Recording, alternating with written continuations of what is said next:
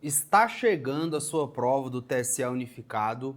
Hoje é dia 4 de dezembro, o dia que eu gravo esse vídeo.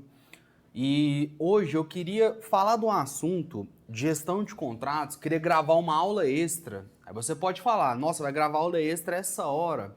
Olha, pessoal, é um tópico que eu não acredito que vá cair, mas por via das dúvidas, é interessante a gente abordar, falar algumas coisinhas, tá? Esse vídeo vai ser rápido, não vai ser nada demorado. E caso, caia alguma coisa, a gente está preparado. Mas o que acontece? Quando saiu o edital, nós tínhamos lá em gestão de contratos a disciplina da Instrução Normativa 5 de 2017, tá? Além da Instrução Normativa 5 de 2017, nós tínhamos aí a Lei de Licitações. Beleza. O que aconteceu? O edital foi retificado, tá? No dia 15 de julho. E aí, a Instrução Normativa 5, ela foi retirada do edital. Beleza. Só que aí tem um tópico que está presente no edital ainda, que é esse tópico aqui. Cláusulas e indicadores de nível de serviço. Esse tópico, teve um aluno que me perguntou, falou, professor, e esse tópico aqui, parece que ele não está na lei de licitações e realmente, tá? Se você pegar o resto aqui do edital, pega aqui no tópico 2, papel do fiscalizador do contrato, você tem lá a parte de execução contratual, de fiscalização, de alteração do contrato, papel do preposto, a mesma coisa, nós temos na lei. Acompanhamento da execução é a própria execução contratual. Registro e notificação de irregularidades e definição e aplicação de penalidades e sanções. Isso aqui tá lá, irregularidades e sanções e etc, tá? E assim, o tópico 1.1 é a lei, né? É a lei 14.133, ou seja, você tinha que ter estudado toda a lei, tá? Para essa prova. Enfim, só que esse tópico aqui, 2.1, não tem especificamente na lei. Você vai achar esse tópico dentro das instruções normativas. Uma delas é a Instrução Normativa 5 de 2017. Por isso que, na minha visão, não faz sentido cair, tá? Lógico, a banca pode cobrar alguma coisa? Pode, porque existe aí, está no edital, mas eu não sei como que ela faria isso para não fugir tanto do que ela tem que cobrar, beleza? Então vamos lá. Pessoal, primeira coisa, quando a gente fala de acordo de nível de serviço, tá?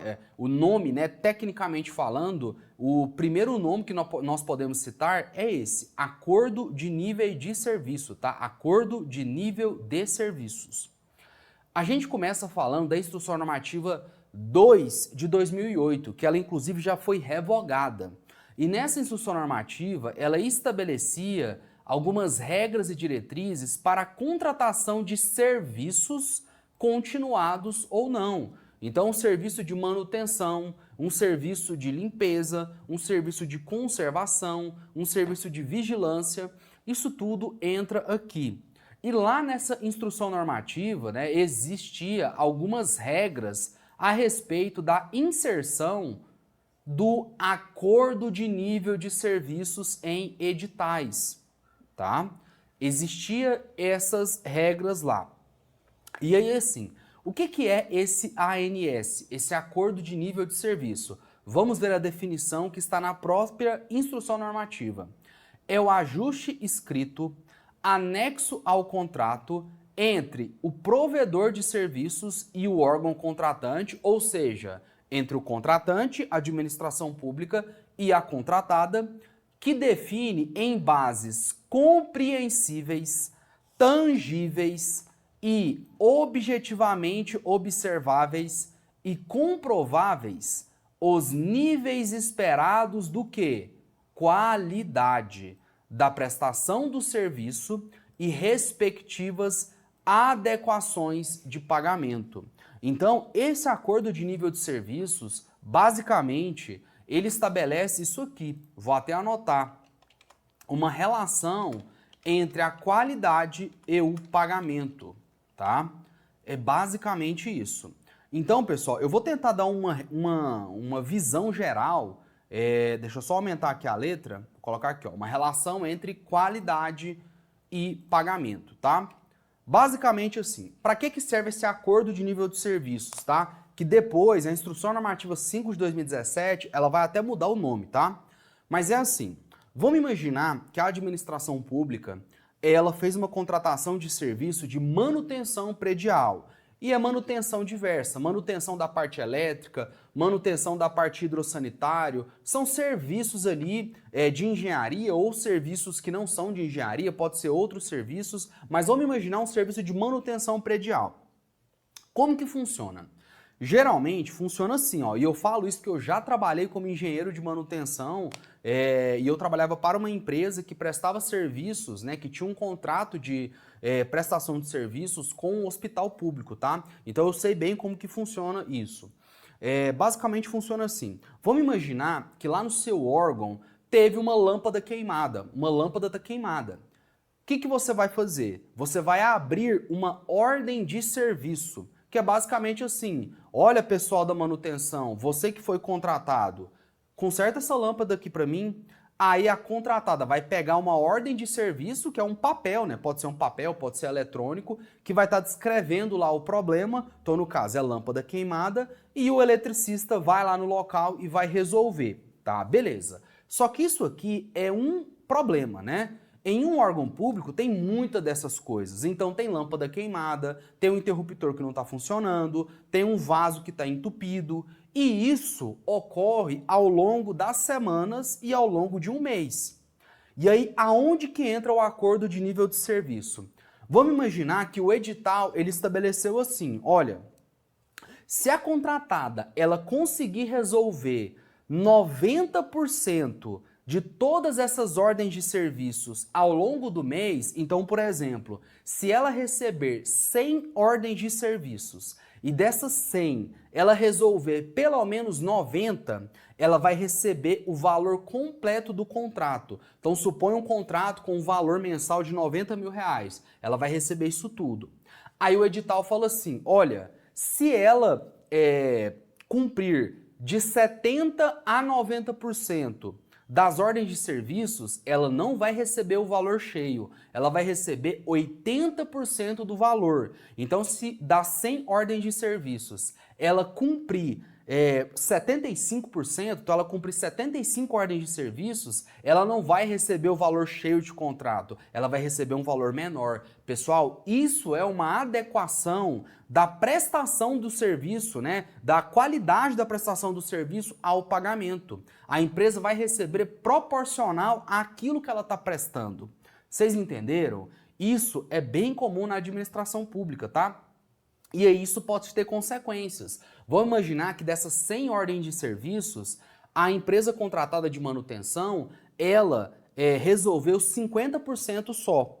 Se isso acontecer, geralmente, além dela receber o valor bem menor, ao invés de ser 90 mil, ela vai receber 40 mil. Além disso, ela ainda pode ser penalizada. Então isso é acordo de nível de serviço, tá? Você vai adequar o pagamento à qualidade da prestação dos serviços. Entenderam o meu exemplo? Então vamos dar continuidade. Aí tá, a instrução normativa, ela vai falar que a contratação de serviços continuados deverá adotar unidade de medida que permita a mensuração dos resultados,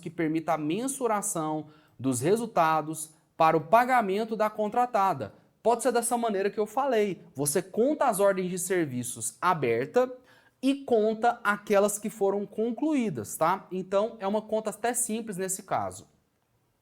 E que elimine a possibilidade de remunerar as empresas com base na quantidade de horas de serviço ou postos de trabalho. Então, olha só, a própria instrução normativa, ela já falava que para você conseguir cumprir com esse acordo de nível de serviços, você precisa fazer o pagamento, né, de acordo com o resultado, tá? E não de acordo com horas de serviços. Ah, meu contratante, a administração pública, a minha equipe está lá no hospital, está lá no seu órgão. Você me pediu 10 funcionários, os 10 estão lá, eles estão cumprindo com as horas de serviço.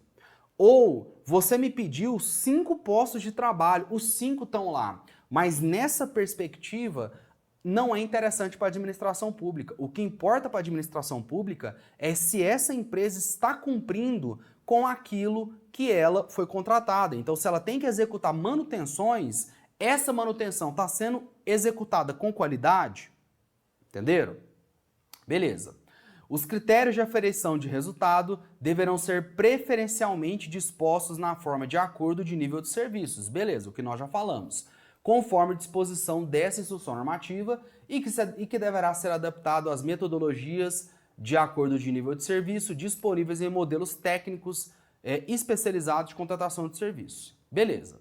Aí olha só, para a adoção do ANS é preciso que exista critério objetivo de mensuração de resultados. Esse exemplo que eu dei é um critério objetivo. Você tem 100 ordens de serviços abertas para a manutenção. E a empresa, ela conseguiu cumprir, por exemplo, com 80%, tá? Das 100 ordens de serviços, ela cumpriu 80. Ela conseguiu resolver o problema de 80. 20 delas, o problema não foi resolvido. Isso é um critério objetivo, entende? É basicamente ali você saber, foi desentupido o vaso? Foi. E aí o fiscal do contrato vai avaliar isso, ele vai verificar isso, tá? Foi trocada a lâmpada que estava queimada? Foi, beleza. O fiscal foi lá, testou, verificou, beleza. Isso é um critério objetivo. E isso, evidentemente, vai passar por um crivo da fiscalização, da gestão do contrato, enfim, tá todo mundo ali envolvido. Beleza. Aí lá no artigo 15 fala que o projeto básico ou termo de referência, nós já sabemos que o mais correto é termo de referência, tá? Para o caso de bens e serviços comuns, que é esse caso aqui, deverá conter a unidade de medida utilizada para o tipo de serviço a ser contratado, inclusive as métricas, metas e formas de mensuração adotadas, dispostas sempre que possível na forma do ANS. Beleza. Aí, pessoal, o que aconteceu? Essa instrução normativa, ela foi revogada por qual? Pela Instrução Normativa 5 de 2017. A Instrução Normativa 5 de 2017 revogou a 2 de 2008, tá? E aí teve algumas mudanças, tá? Basicamente, a Instrução Normativa 5 de 2017, ela dispõe sobre regras e diretrizes do procedimento de contratação sob o regime de execução indireta, tá? Eu tenho um curso da Instrução Normativa 5 de 2017, um curso completo, em que eu falo sobre toda ela. Se você tiver interesse, pode mandar mensagem aí. Mas a Instrução Normativa 5 de 2017, ela é basicamente a terceirização. Terceirização daqueles serviços que não são serviços essenciais, serviços estratégicos, serviços que são típicos de um servidor público. Então, geralmente, o que a administração pública terceiriza? Ela terceiriza serviço de vigilância, de limpeza, conservação, manutenção. Ela não vai terceirizar serviços de atribuições típicas de um servidor público, apesar da gente observar alguns casos absurdos na administração pública, mas como regra geral ela não pode fazer isso, tá? Beleza. Aí, a primeira inovação a respeito do nível de serviços que a Instrução Normativa 5 de 2017 trouxe foi o seguinte, foi a substituição do acordo de nível de serviços para quê? Para instrumento de medição de resultado, IMR. Então, o que aconteceu? O acordo de nível de serviços, que estava previsto na IN 2 de 2008, o acordo, tá? Ele virou, né? Ele tornou o instrumento de medição de resultado, tá? De acordo com a Instrução Normativa 5 de 2017.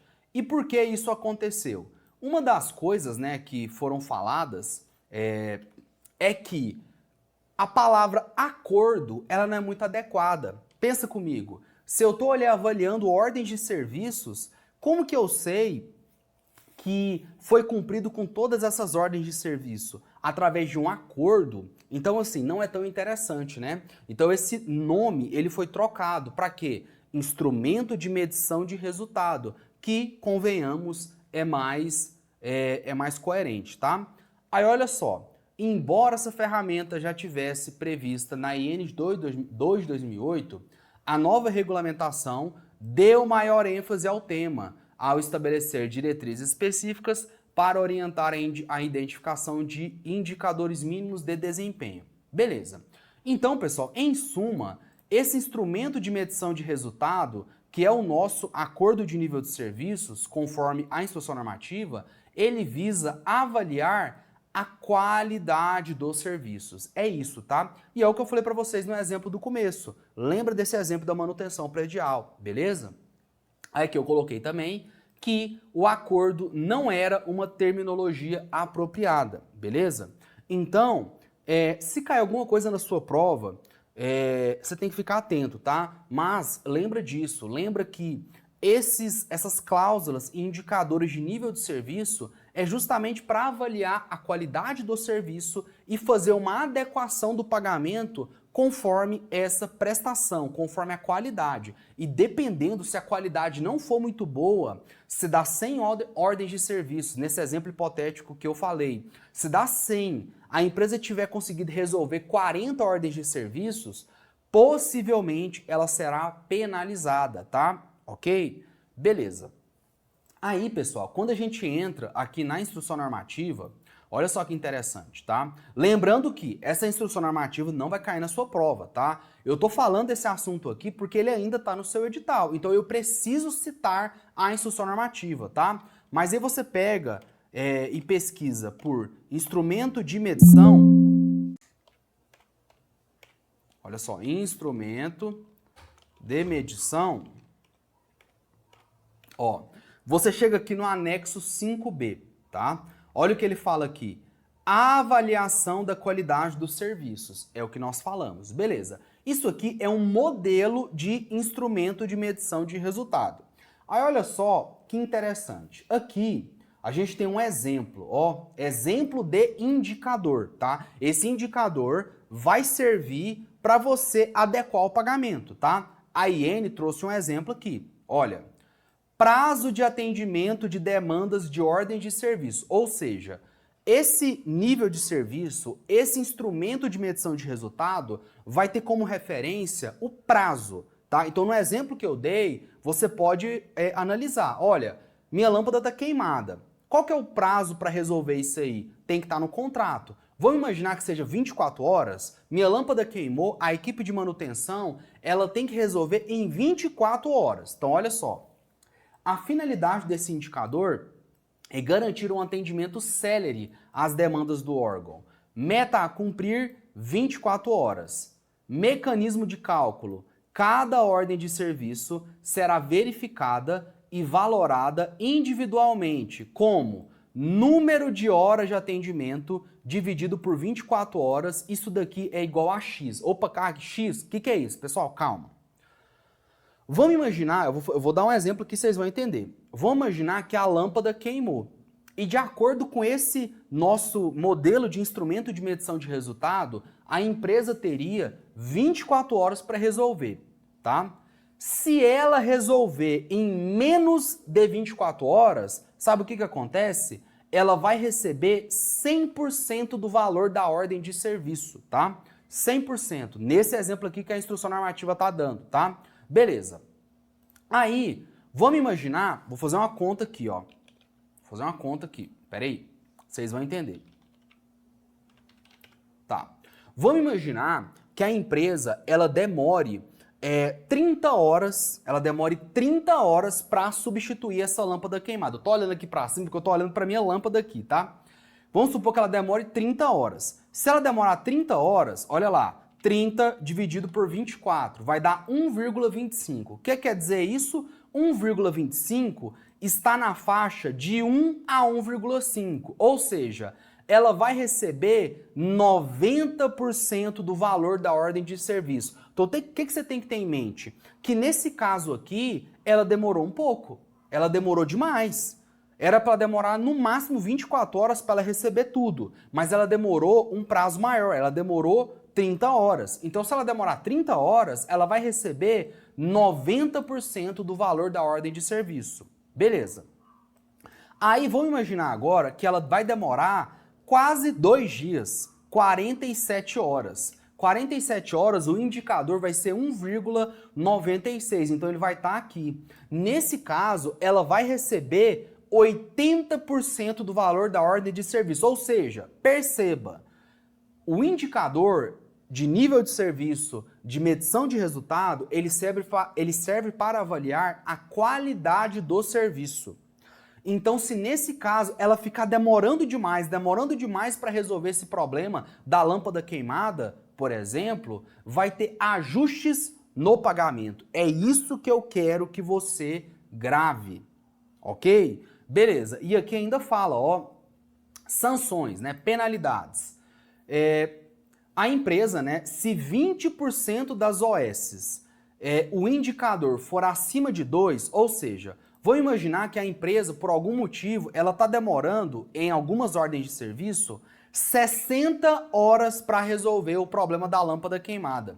Nesse caso, o indicador é 2,5. Se 20% das ordens de serviço dessa empresa for acima de 2, nesse caso que eu coloquei 2,5, ela vai sofrer uma multa, tá? Uma multa que o valor não está descrito aqui, porque esse aqui é um modelo, né? E no caso, se 30% das ordens de serviços tiver um indicador acima de 2, ou seja, se 30% das ordens de serviço a empresa ela estiver demorando mais que 48 horas para resolver o problema, além da multa, qual que é a consequência? Rescisão contratual. Então vocês entenderam? Vocês entenderam? Isso aqui é muito importante. Qual que é o resumo da nossa aula? É isso aqui, tá? O instrumento de medição de resultado visa avaliar a qualidade do serviço, e que eu posso até complementar, né? Para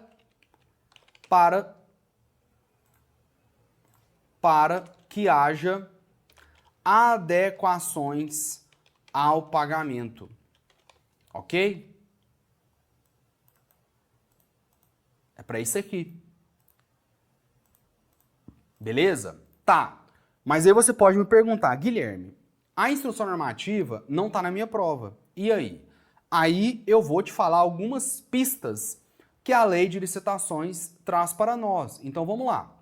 Primeira coisa, pessoal, a nossa lei de licitações, ela tem por objetivos, né? Quais são os objetivos do processo licitatório? Tá? São vários objetivos, mas basicamente assegurar a seleção da proposta apta a gerar o resultado de contratação mais vantajoso, tratamento isonômico e justa competição, evitar o sobrepreço, inexecuibilidade, superfaturamento e incentivar a inovação e o desenvolvimento nacional sustentável. Em resumo, são esses 4.